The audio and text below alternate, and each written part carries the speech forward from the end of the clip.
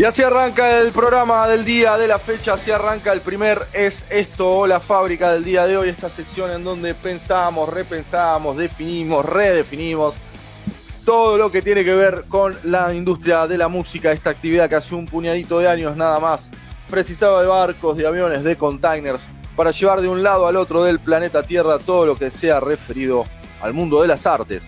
Ni hablar de pinturas, ni hablar de esas cosas, pero también en todo lo que tenga que ver con la música, para hablar de todos esos cambios, de todas esas idas y vueltas, de todas esas revoluciones, marchas atrás, para adelante, para arriba y para abajo, de lo que ha pasado en estos últimos años. Es que nos nutrimos de diferentes diálogos, hablamos con empresarios de la música, sonidistas, productores musicales y bandas, muchas más bandas, como es el caso del día de la fecha, donde vamos a estar hablando con los amigos de Capture This, que ya están conectados con nosotros. Hi, hello, how are you? Are you listening me good? Here, Manu, how are you? Hi. Hi, how are you? Bien, Excellent. Ya hicimos la prueba de sonido y está todo bien. Metele, Raúl, esto es todo tuyo. Check sound is okay. We are going to speak about basses 1 hour and a half. Okay. No. Sorry. No. Sorry for that. I'm a bass player too. That's why I say that.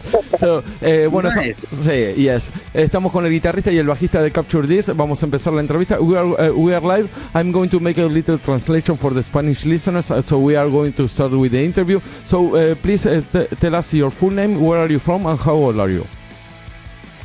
Hi, I'll go first. I'm Zach Brennan. I'm from New Jersey in the United States, and I play bass in Capture This. And how old are you? I'm 29. 39. Just about to turn 30. Okay. Nice. And I'm Alex Ballister, also 29, about to turn 30 as well, the big 3-0. Initially from Milwaukee, Wisconsin, U.S., but now I live in Denver, Colorado with the rest of the band. Okay. Drummer and Capture This. Ok, bueno, estamos con Zach, que es el bajista que era de New Jersey, y Alex, que ahora está viviendo en Denver, como toda la banda, son de Estados Unidos, tienen 29 años cada uno. And so, can you tell us which is your first memory of you listening to music? Oh my goodness, that's a tough one. I would say probably going way back to when I was 4 or 5. My dad had this really big, like stereo set up, this kind of hi-fi thing in the living room. And we would always jam Disney classics, all sorts of fun stuff. So I just remember rocking out as a kid to that sort of thing. Disney classics on CDs, maybe, that kind of things? I think back then they were still cassette tapes. Cassettes, okay. Yeah. I like that because it's the first time that Disney appears, and I think that for young people, maybe it's not important, but we have a life. I'm over 40, and we are from Argentina, and we have a lot of Disney things in common. Do you know that in Argentina, in all over the world, it's important Disney? It's huge. See, Big influence all over the world. how do you feel about that? I think it's good. I think, especially growing up, Disney had a pretty decent influence on my life. I know I can speak for some other folks in the band who are maybe a little bit more into theatrics and things, but I think a lot of the messages that they provide are uplifting and good, and I think the stories that they provide are good things for the kiddos and for adults too, but it's good to remember sometimes in what we think may be dark times in the world to have a little ray of light sometimes. So I do think it's good. Nice. And sorry the question, but how do you meet after Disney punk music? Yeah, so as far as the band, I know a lot of us were into the local band scenes where we were all from initially. And we all just happened to end up in Denver, Colorado together. And we kind of realized that, hey, we all wanted to be in the scene here. So at least for me, I was looking around on Craigslist. I don't know if you guys have something similar overseas where you are, but basically like classified ads looking for musicians in the area. And we just set up auditions, found each other randomly through those classifieds, and happened to luck out and hit it off. Exactly. But do you think that for me, I don't know that is if it's right.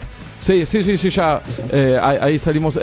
For me, do you think that Disney music meets in some point Californian punk bands, that kind of things, like happy guitars, that kind of things, or not? Oh yeah. Okay. I think absolutely that it's because I think everyone, at least in the U.S., most people grow up with Disney and learning all of those songs. And I know I watched The Lion King probably 150 times as a kid. Okay. That's my favorite. I think that really goes into a lot of people's view of music early on, because that's the first exposure for most people. Exactly. When you asked that question earlier, I was thinking, I listened to Metallica's Black album in the basement on my dad's radio. Then he said Disney, and I was like, I definitely listened to Lion King songs way before that. Exactly. Yeah, I was thinking like early influence. No. But I like, because that is sorry the question, but you are honest. And I like that. Yeah. You know, nobody says, I listen to Cinderella, that kind of things. You do it. And I think that is honest and that is important, you know. Perfect. Manu, I'm going to make a little translation. Bueno, le pregunté por sus influencias musicales y lo que nos estaba diciendo el guitarrista Alex, que escuchaba en un estéreo muy grande de su familia la música de Disney. Y es la primera vez que aparecía Disney como influencia en los chicos. Y yo quería saber si tenía algo, si ellos me podían confirmar, porque son americanos, son de Estados Unidos, si me confirmaban que tenía algo que ver, viste, con las guitarras más que nada divertidas del punk, todo, y me dicen que sí, y aparte que es una influencia, uno quiera o no, tiene algo de Disney adentro, y me pareció una respuesta súper honesta, viste, y justamente lo que me está... Sí, el ejemplo. Pusieron en valor los valores de Disney. Bueno.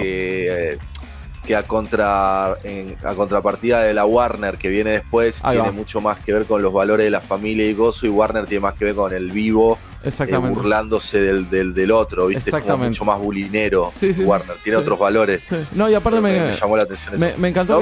No le comentes esto, sigamos con la banda, porque que sean honestos, acá no salimos más. Me gustó que sean honestos y dice escuchaba Disney. We like that answer. Thanks for that. And can you tell us which was your first instrument and the first song that you learned?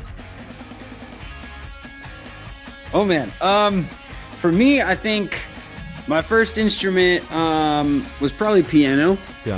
And I think a lot of things branched off from piano, you know, doing like little hand percussion things and little bell sets and xylophones and things, which obviously led to playing the drums and then all sorts of other percussion equipment going through high school. First song I learned, Zach, do you know that like little piano lick thing? That's that little duet. Like what's that? Probably whatever that's called. Like everybody's heard it, but I don't know what that's called. Yes. Yeah, probably that. Sí. I know what you're talking about. Sí, perfect. Yeah. Perfect. Sí. For you, it's like. I think technically I started playing guitar first. I wanted to learn bass, but my parents were like, "Oh, nobody plays bass. You should play guitar." That happened. Yes. I love your parents. Manu is a guitar player. So it's okay. Nice. Uh-huh.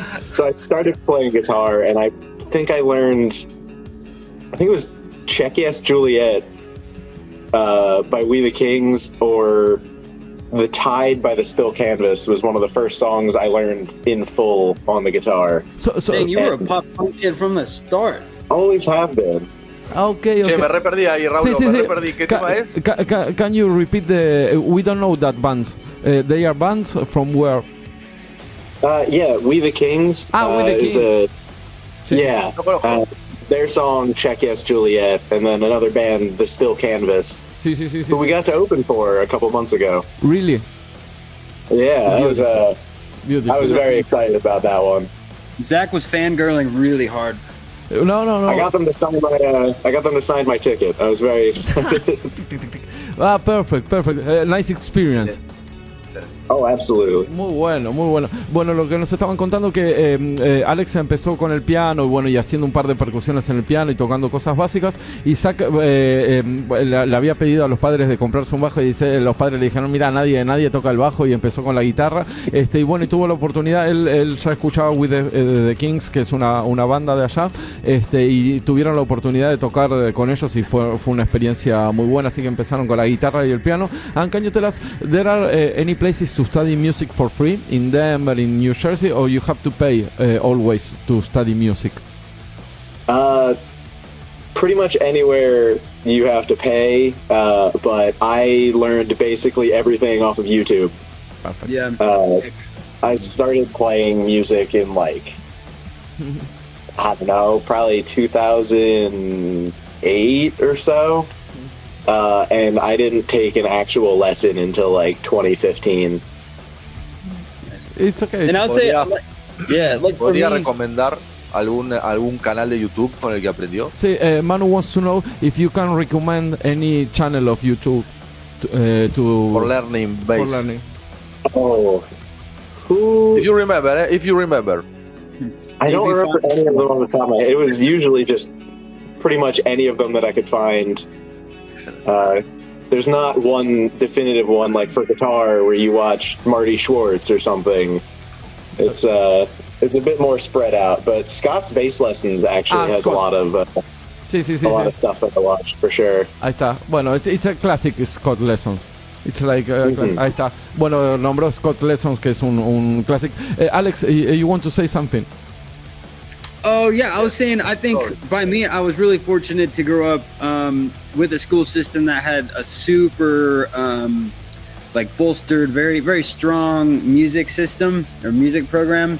And so like all the way elementary, middle, high school, you could essentially get, I guess what you would call free schooling there, because you were always enrolled in some kind of music class.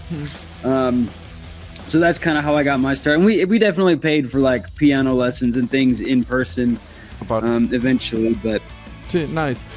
Bueno, le pregunté si había que pagar en Estados Unidos las clases de música y lo que me estaban diciendo, bueno, Alex directamente aprendió a partir de YouTube, a partir del 2008 más o menos hasta el 2015 no tomó clases de bajo, aprendía todo por YouTube. Manu le dijo que recomendara alguno y nombró Scott Lessons, que es un clásico, y lo que nos estaban diciendo Alex, que él tuvo la oportunidad de ir a una escuela con un programa de música muy, muy, muy fuerte desde muy chico hasta el secundario, y lo pudo utilizar y la verdad que le rindió un montón. And can you tell us which was... como la escuela de arte. It's Alex, you went like a school art, something like that? Did you say, did I go to Juilliard? No, not Juilliard. School art. Oh yeah, I did a lot of arts in school. Okay. You know, obviously the music was more kind of like gen ed type stuff, like general, the earlier you got. But as we kept progressing into high school, you know, I was involved in like all the extracurriculars you could get into, like all the drum lines and some of the men's choirs and things. I spent like half my day in the music wing my senior year of high school. It was great. Perfecto. Sí, perdón que lo presenté como el guitarrista, pero es el baterista de la banda, disculpa por eso. Y lo que nos estaba diciendo él, que también estaba el programa curricular, digamos, de la escuela, y había un montón de actividades extra programáticas en donde él se anotaba a todos y empezó a tocar, así que le dio para adelante. And the last question, personal question, can you tell us which was the first concert that you went? Ooh. I know mine. The first concert that I went to, like, that wasn't just my parents dragging me somewhere that I didn't really want to go, was a friend of mine's band was opening for Alisana and Asking Alexandria at Hangar 84 in South Jersey. Ah. I don't think it'd be like 2012, 2011.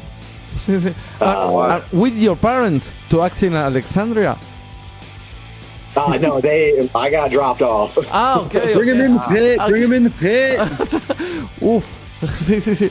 Wow. Beautiful. And you have a friend that was opening for them? Yeah, it was my friend Brendan, who was in a band called At Daybreak. Okay. They broke up a long time ago, but they were very good, and I enjoyed that concert quite a bit. Sí. And that really got me started in going to smaller shows and spin kicking people in the pit. You're good at that. Wow. El cantante la rompe. Sí, muy bueno. Nos estaba nombrando Zach, que tuvo la oportunidad de ir a ver de muy chico. Su primer concierto fue una banda de unos amigos de ellos, abrieron para Alex Alexandria, así que fue ese show y fue una experiencia muy buena. And for you, Alex? So I'm gonna say two, actually. So the very first show that got me interested in rock music was actually a cover band.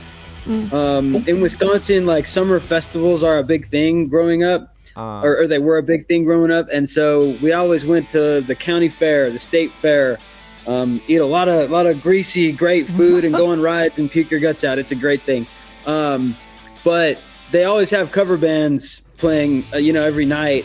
And there's this one local band called The Toys, and they played, all the top 40s rock hits from 80s, 90s, and then the early 2000s at that point, and they started branching into pop punk things, and I was like, it just blew my mind. I was like, this is insane. I would love to do this, because prior to that, I had only had school band experience. And so, from then on, I was in local bands, joining all sorts of groups, playing out, and then that next year, my very first professional concert, I was actually playing for. We did this little side stage thing with We the Kings was headlining, and then Forever the Sickest Kids was playing with the Cab, and I can't remember Mercy Mercedes was the initial band. So that was a wild experience too. The first legitimate show. It's I was playing for it. It's a side stage, but still. No, it's okay.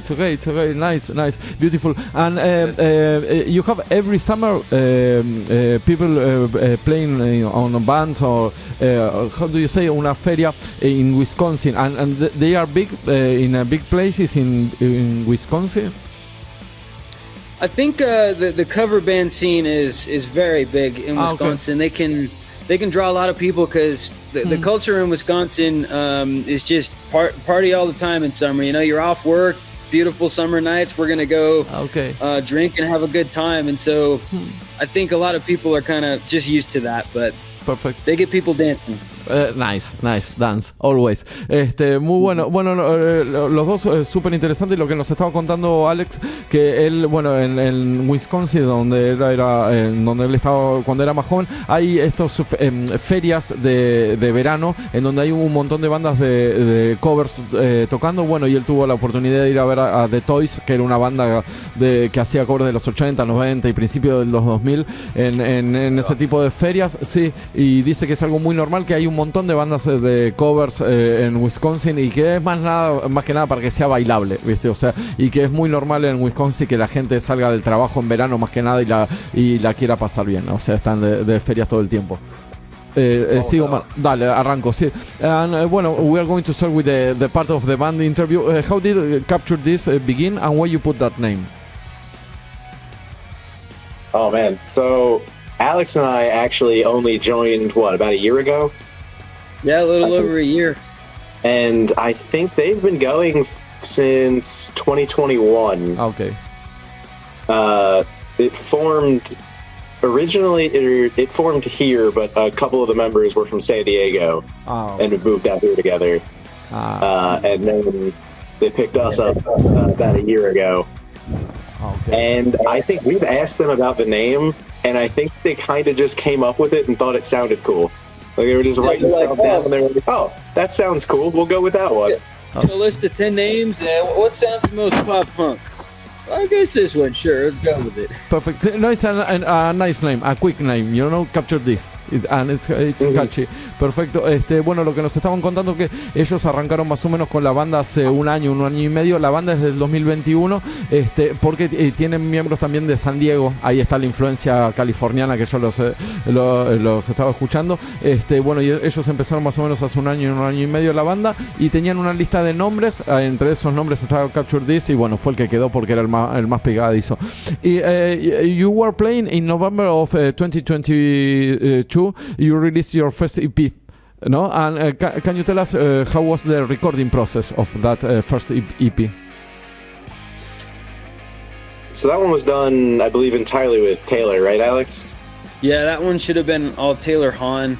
Yeah, the band had worked with him for a while, and we got the chance to record with Taylor all the way through 2020. I guess it was still this year, 2024.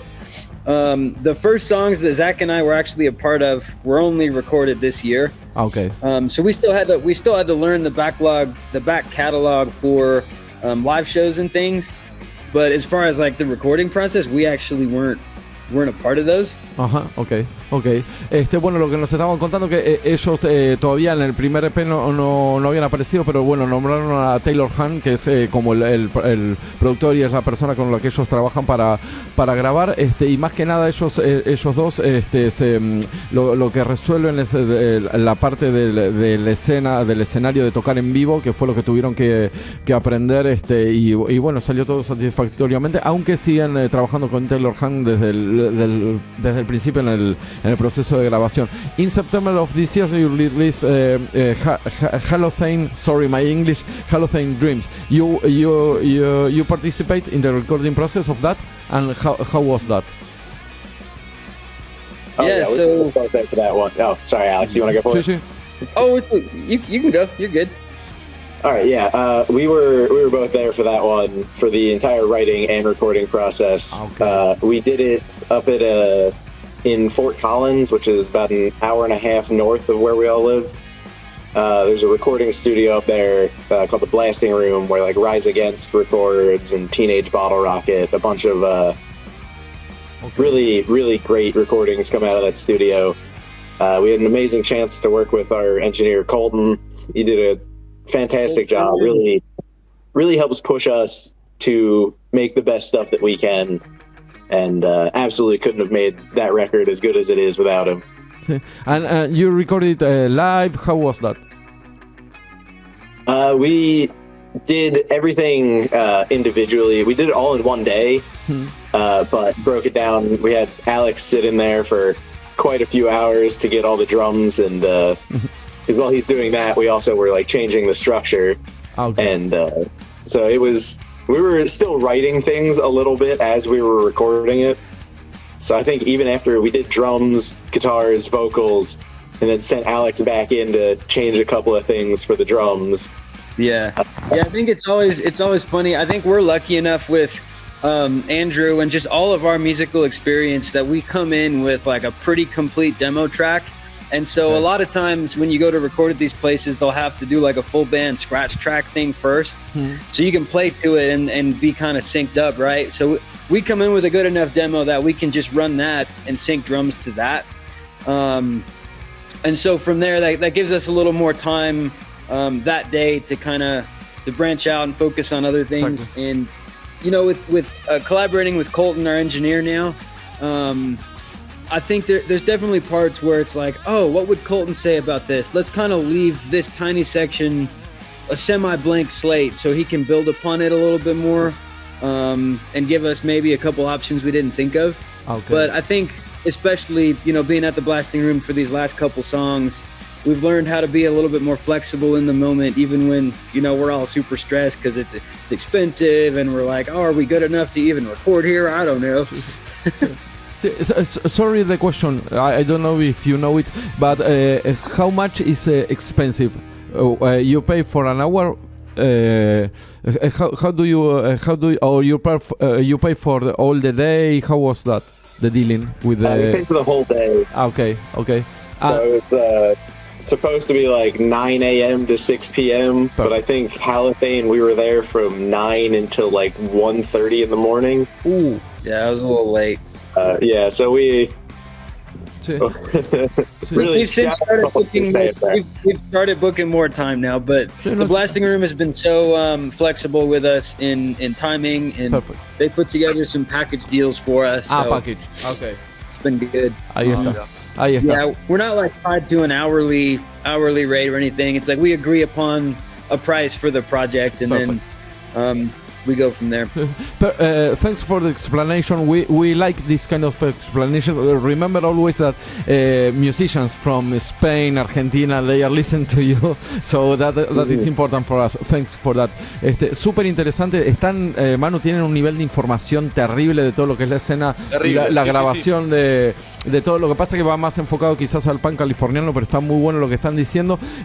Bueno, ellos sí participaron de la grabación del último single que se llama Halloween Dreams, que es lo pusimos antes, fue la canción que abrió la entrevista, y lo que ellos nos estaban contando que tuvieron la posibilidad de grabarlo en Blasting Room, que es un estudio de grabación que es bastante caro, nos estaban contando. Ellos tenían de 9 de la mañana más o menos a 6 y media de la tarde. La grabación se alargó hasta la 1 y media, y lo que ellos nos estaban contando que tenían un demo muy bien preparadito, porque como este tipo de estudios son caros, fueron con un demo, y lo que ellos también nos estaban diciendo que es una locura, entraron con cosas todavía por escribir al estudio, entonces lo tuvieron a pobre Alex tocando la batería un par de horas.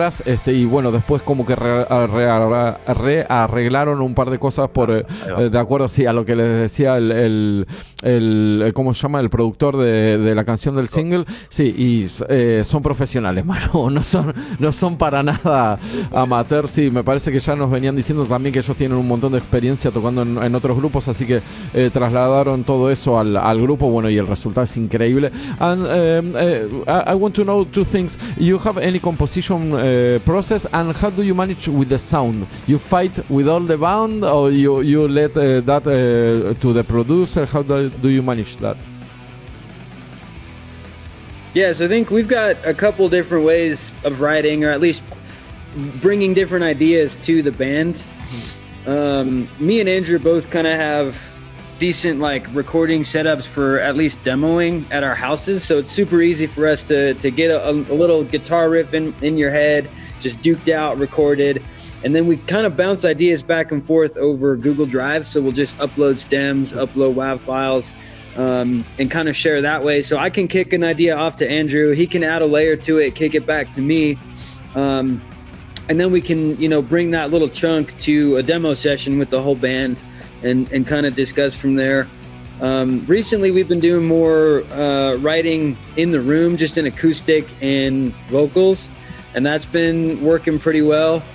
Occasionally we will figure out a really cool riff, and Leah will bring a super cool melody with super cool lyrics, and we'll say, hey, maybe this was gonna be two separate songs, but these two really fit. And that's kind of what happened on Halothane, is we pulled out a demo that Andrew had for probably a year or two, and never thought we were going to use it, but Leah brought this melody to us, and we're like, that might work. And it did. Sorry, but I really like that song. I think that the end of the song is a little different from the strictly Californian punk, maybe, or not? Like the riff of the finish is perfect. Yeah, I'd like to think we're branching, out from that a little bit and putting our stamp on things. I think it's going to be more apparent. We've got a couple more in the pipeline that I think you're really going to see that on. Okay. So I'm excited to get those out in the next few months, probably early next year, but perfect. I do appreciate that. Thank you. No, nice, beautiful. And I have only one question about the bass. You play with 5 strings? So I don't like playing a 5-string because I like to dance around too much and I start hitting the wrong stuff. So most of the time I'm playing a 4-string with a drop tuner on it, so I can go to just drop D. Okay. The little hip shot. But for empty and occasionally some of the other songs, I have another 4-string P bass, strung BEAD like a 5-string. Okay, lower. Okay, perfect. Yeah, so I can still get that low B, but I don't have to play a 5-string.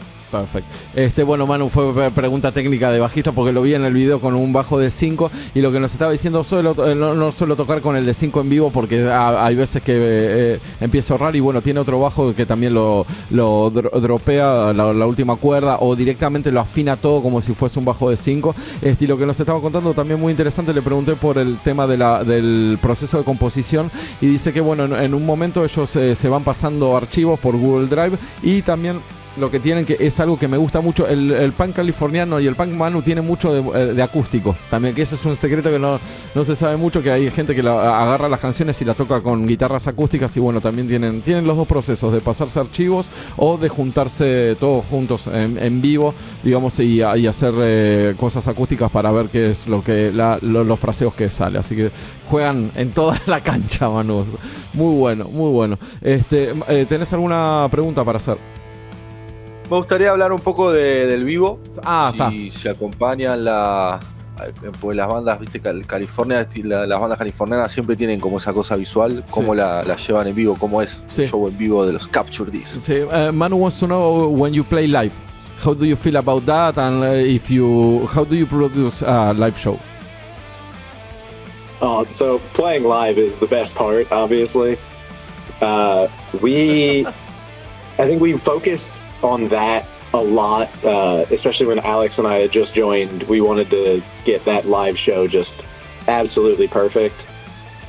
So we've got a lot of stuff really dialed in with, we have an in-ear rack so we can all actually hear ourselves really well. We've got backing tracks for all the songs and click tracks so we can all stay on time. We can get the synths and stuff in the background because none of us have a synth to play on stage. Okay. And bunch of wireless units and everything so we can run around in the audience or spin around on stage and not get tangled up. Pro. Yeah, those darn guitarists, they go jump out into the crowd. They're like in the pit for our songs, and that makes the crowd go just nuts. Muy bueno, muy bueno. Sí, también súper profesional la respuesta, Manu. Tienen lo que dijo, que ya me sorprendió, que dijo Saque, el bajista recién, tienden a ser perfeccionistas en vivo. O sea, tienen backing tracks con por ejemplo, teclados, y tienen el click permanentemente en el oído, y buscan la perfección, aparte de divertirse, porque bueno, están todos con inalámbricos saltando por todos lados, y hay veces que se mete la gente para bailar y para saltar con ellos también, así que se mira la cabeza de the cat's head. Nice. He's like bumping my screen and all over me today. He's needy. It's okay. No problem with that. Which is the name of the Parece cat? a Hitfield. So this is my roommate's cat, Mingo. I'm just babysitting. I'm babysitting him this week, but he wants to be the star of the show today, I think. It's okay. No problem with the cat. Bimbo. Qué grande. Bueno, está con un gato ahí que es el roommate. Un pequeño gatito. Muy bueno. Si te parece, hacemos 3 preguntas más, Manu, y terminamos. Sí, mejor. Perfecto. Bueno, 2 more questions. Can you tell us how do you feel about streaming services and social medias? How do you feel about that? Oh man, lots of thoughts on streaming services. They're good and bad. You don't make very much money from it, but at the same time, there's no good way to increase your reach and the amount of people that can hear your music than through like Spotify and Apple Music, because it's just huge amounts of people from all over the world that would never be able to see us live or buy a CD from us in person that still get to hear everything. And I think that is one huge advantage of streaming, for sure. Yeah, and I would say like definitely the rules have changed since we were growing up in the local band scene. Like now, the gatekeepers have kind of left. Like bands like us, indie bands that are starting off small, kind of grassroots, you have all the information and most of the contacts and things that you need to take off and branch out wherever you want to go. Provided you have that vision, you have enough like money, of course. Things take money, time, and effort. But a lot of those gatekeepers that I would say some of the big record labels and things held on to are kind of gone now. We can produce a record ourselves. We can do the socials ourselves. We can push all that. And when the time comes that we need to discuss bringing somebody else onto our team, we would obviously have to have that discussion, but you can build your team as an independent artist now. So I don't think that was possible back in the days prior to streaming and social media and things. It was a whole different process. I think it was harder, but not impossible.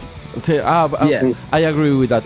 Muy bueno el enfoque que le dieron, Manu. I like your kind of the way that you explain that. Bueno, nos estaba diciendo Sake que los servicios de streaming son tienen cosas buenas y malas. Por un lado la monetización, que es malísima, pero el otro te da una proyección internacional, o de llegar a cualquier lado, y hay un montón de gente escuchando. Y lo que nos decía Alex es muy interesante, el enfoque de las bandas locales, de las bandas chicas, que está bueno porque antes era más difícil armar tu grupo y desarrollarte como artista independiente, y ahora es un poco más fácil a través de todas las herramientas que uno tiene más cerca por justamente por internet en general. O sea, uno tiene you have the tools, ¿no? More close to yourself. Perfecto. Bueno, y es eso. O sea, y que en un punto eso sí es a favor de las bandas más chicas o independientes, que uno puede armar las cosas uno mismo de una manera mucho más fácil que antes. Can you tell us something about the future plans of the band? We've got 2 more songs that have already been recorded. We're just getting masters back pretty soon. Got another music video on the way. Okay. I think we have 2 shows planned for the next year already. One coming up in 2 weeks? Yeah, yep. December 15th, if anyone's in Denver. We've got more music on the way. Yeah, all these new releases are going to be supporting an EP release hopefully next April. So we're going to be pushing and promoting that pretty strong, and then from there kind of figuring out what 2025 plans look like. We're considering maybe a couple small tour runs and trying to hit the festival scene a little bit harder this summer. So we shall see. Okay, no, perfect. I really enjoy to talk with you because you explain things. Really. Sí, muy bueno. Dan la información aparte y responden muy bien. Bueno, lo que nos estaban contando, yo le pregunté por los planes futuros y dice que tienen 2 canciones ya hechas en máster, así que se los van a entregar en cualquier momento. Van a hacer un par de videos, tienen 2 shows ya planeados para esta época, y dice que probablemente todo esto que es tocar, tener videos y las canciones, los singles que van a tener, va a ser para un EP que van a lanzar en abril, y probablemente aparte de hacer unos pequeños tours por Estados Unidos, van a enfocarse más a ver si pueden tocar en algunos festivales en verano. Tienen todo súper planeado, so you are really professionals and you have a really good mind about how things have to go on. So I really appreciate that you... Appreciate that. Sí, perfect. Thank you very much for your time, and we really enjoy to speak with you. We are going to make the last question. We are going to play Empty, the song Empty. Can you tell us something about that song in particular? How do you feel playing, and what did the lyrics talk about? Yeah, so I think the funniest thing to me about this whole thing is we went through some member changes during the recording and writing of that song. And so I was actually still our lead guitarist when we recorded that song. So I didn't record drums for it. And I was like, we need to put a guitar solo in this bridge. And so we got the pinch harmonics and things going on. And now Andrew, our regular, we call him his rhythm guitarist, he has to play that live now. And I think that's so funny. Nice. It's so funny. Sí. But I think Leo would say the lyrics are just basically about, in essentially just being led on by somebody, even if it's all up here and you were creating that in your mind, the feelings are still real. So perfect. And thank you very much for your time. We really appreciate to speak with you. Let's keep in touch. Thank you. Hey, hopefully we can make it over there sometime. Maybe Spain. Thank you. Bye bye. Yeah. Bye bye. See you guys. Thank you. Bye.